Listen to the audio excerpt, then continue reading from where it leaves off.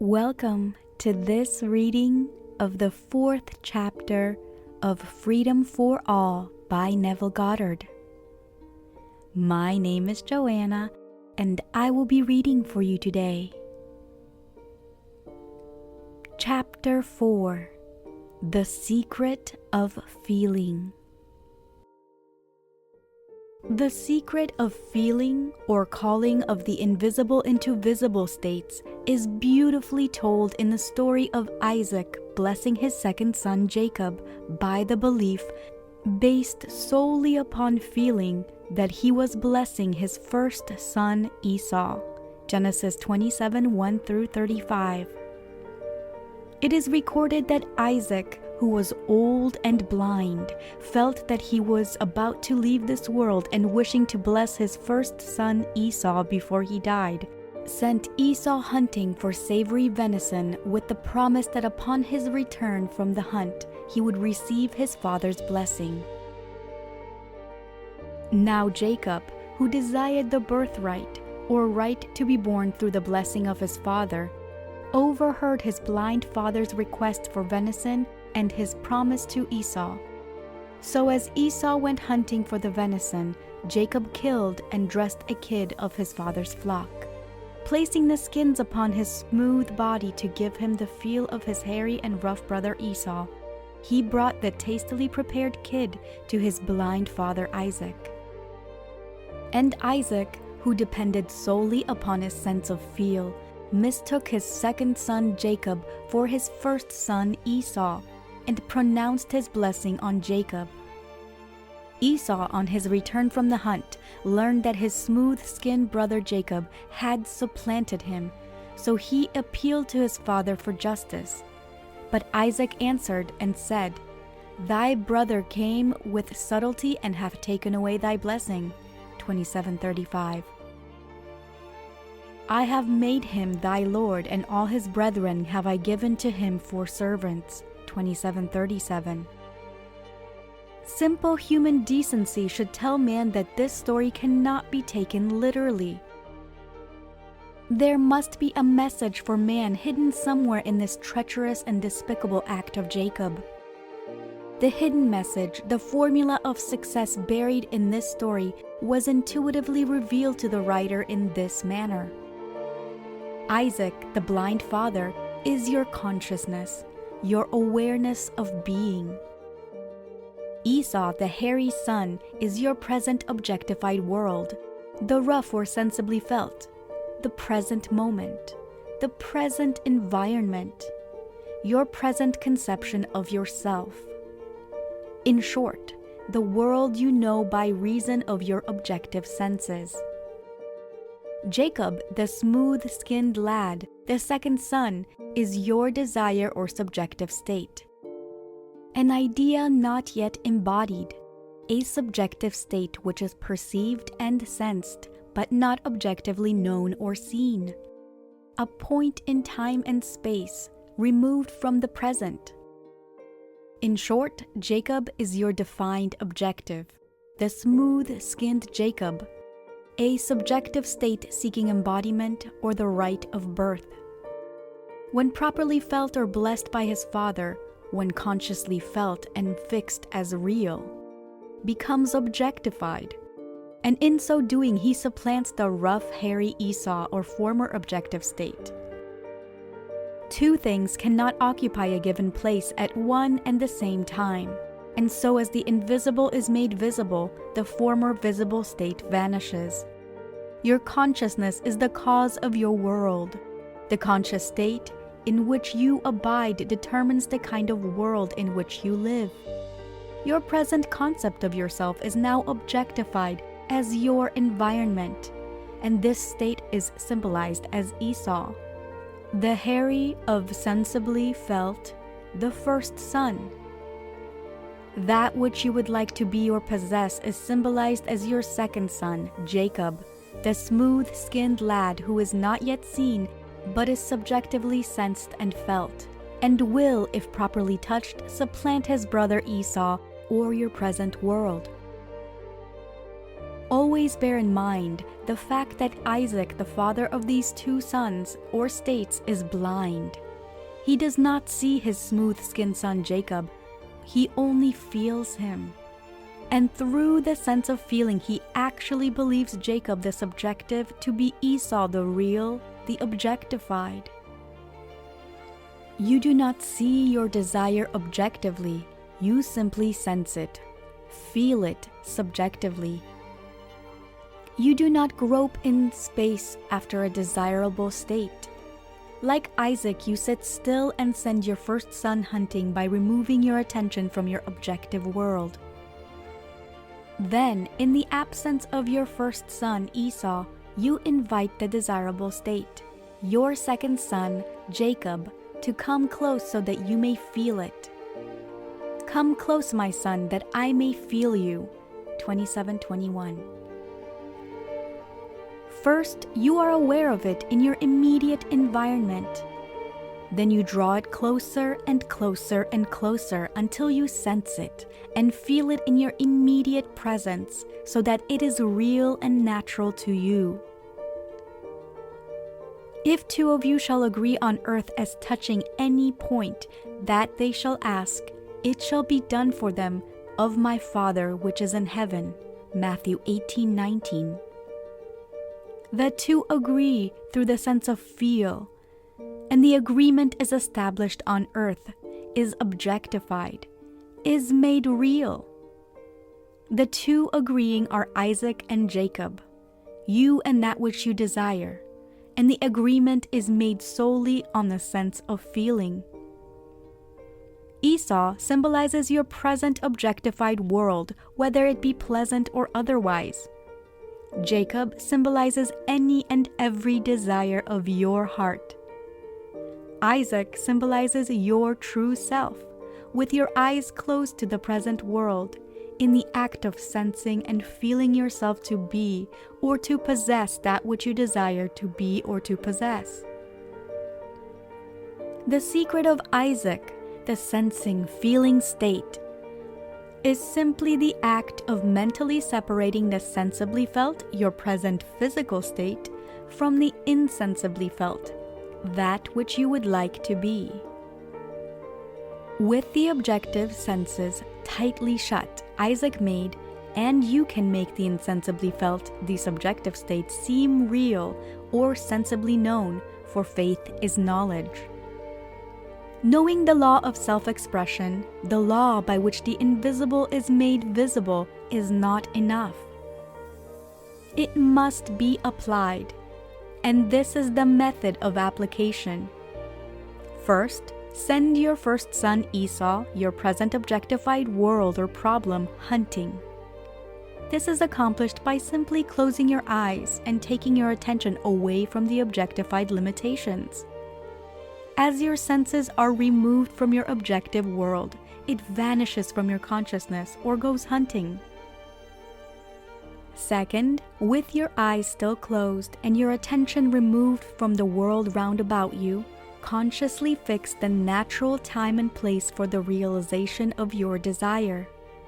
With your objective senses closed to your present environment, you can sense and feel the reality of any point in time or space, for both are psychological and can be created at will. It is vitally important that the natural time-space condition of Jacob, that is the natural time and space for realization of your desire, be first fixed in your consciousness. If Sunday is the day on which the thing desired is to be realized, then Sunday must be fixed in consciousness now. Simply begin to feel that it is Sunday until the quietness and naturalness of Sunday is consciously established.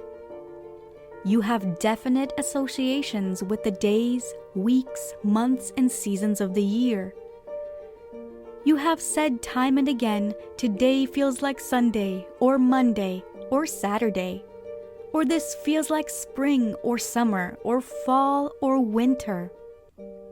This should convince you that you have definite conscious impressions that you associate with these days, weeks, and seasons of the year.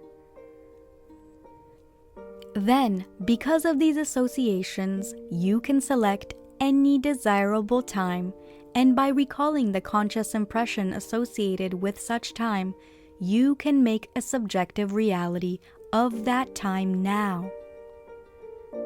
Do the same with space. If the room in which you are seated is not the room in which the thing desired would be naturally placed or realized, feel yourself seated in the room or place where it would be natural. Consciously fix this time-space impression before you start the act of sensing and feeling the nearness, the reality, and the possession of the thing desired.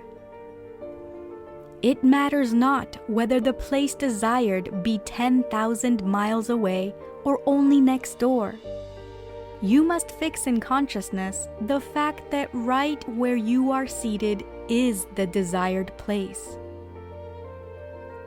You do not make a mental journey, you collapse space.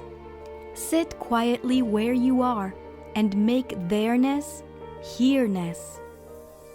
Close your eyes and feel that the very place where you are is the place desired. Feel and sense the reality of it until you are consciously impressed with this fact. For your knowledge of this fact is based solely on your subjective sensing. Third, in the absence of Esau, the problem, and with the natural time-space established, you invite Jacob, the solution, to come and fill this space, to come and supplant his brother.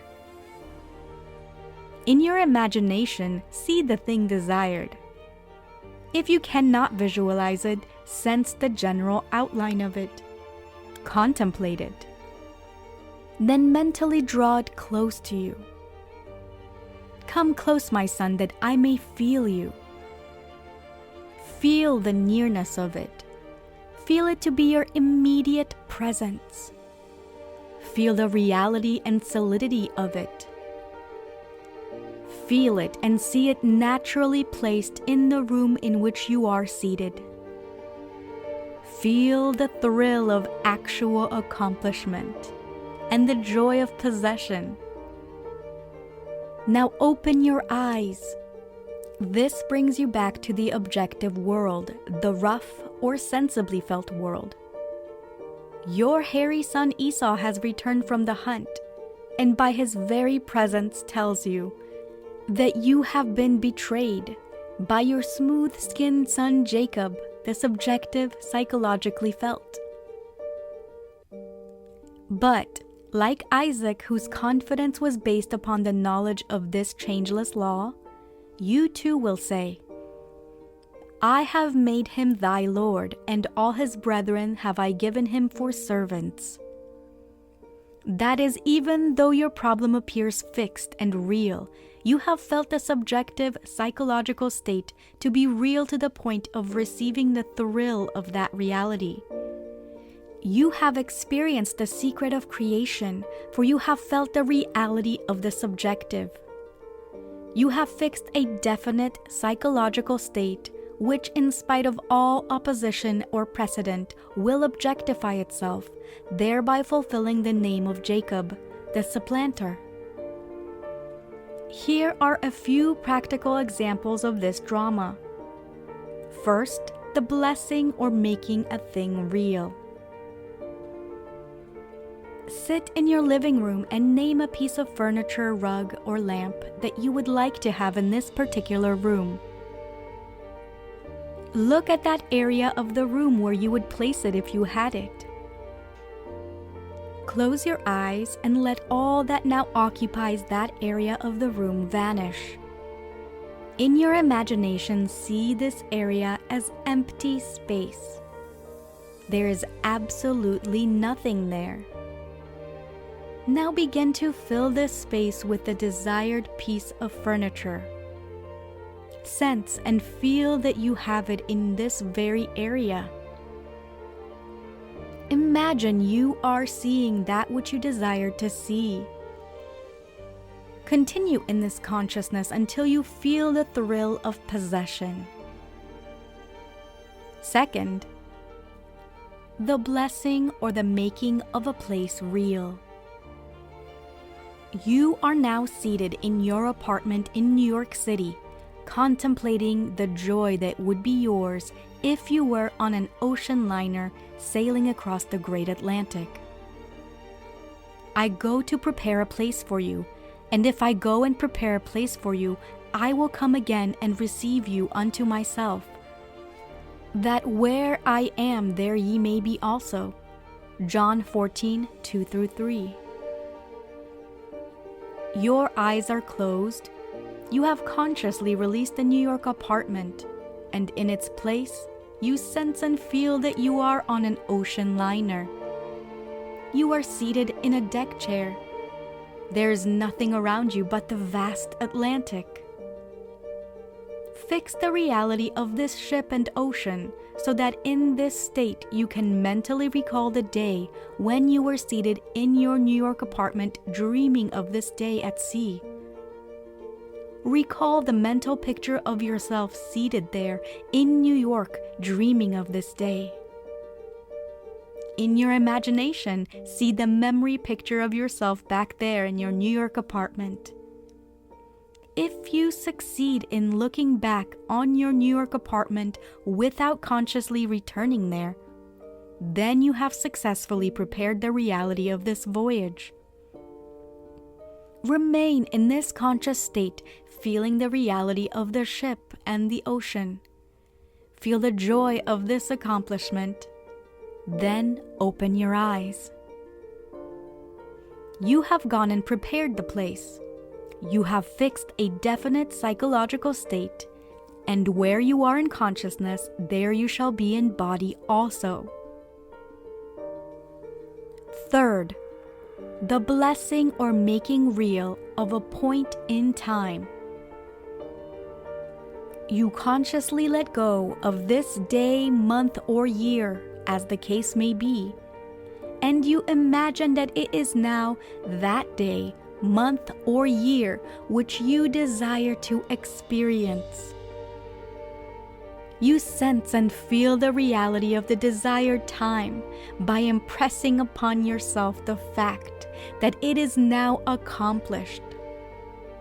As you sense the naturalness of this time, you begin to feel the thrill of having fully realized that which before you started this psychological journey in time, you desire to experience at this time. With the knowledge of your power to bless, you can open the doors of any prison, the prison of illness or poverty, or of a humdrum existence. The Spirit of the Lord God is upon me, because the Lord hath anointed me to preach good tidings unto the meek. He hath sent me to bind up the brokenhearted, to proclaim liberty to the captives, and the opening of the prison to them that are bound. Isaiah 61:1, Luke 4:18. End of chapter 4. Thank you for listening to this reading of the 4th chapter of Freedom for All by Neville Goddard. Comment below any thoughts or takeaways that you have from today's reading. If you liked this video, found it helpful or valuable in any way, hit that thumbs up button. And if you're new to this channel, don't forget to hit that subscribe button and the bell notification icon to get notified every time I upload a new video.